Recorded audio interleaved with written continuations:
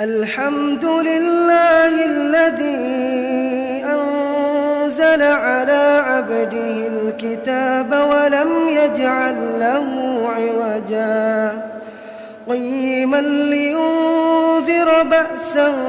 شديدا من لدنه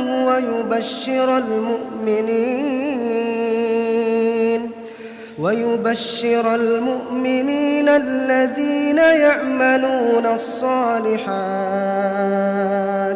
أن لهم أجرا حسنا ماكثين فيه أبدا وينذر الذين قالوا اتخذ الله ولدا ما لهم به من علم ولا لآبائهم كبرت كلمة تخرج من أفواههم إن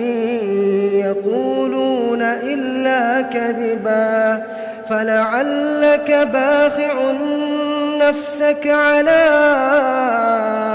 آثارهم إن لم يؤمنوا بهذا الحديث أسفا إنا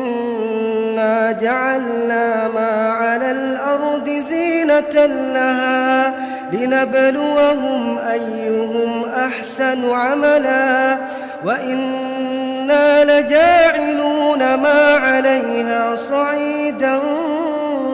جرزا أم حسبت أن أصحاب الكهف والرقيم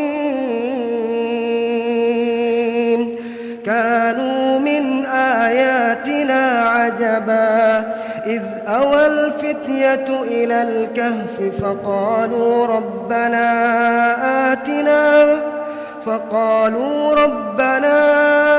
آتنا من لدنك رحمة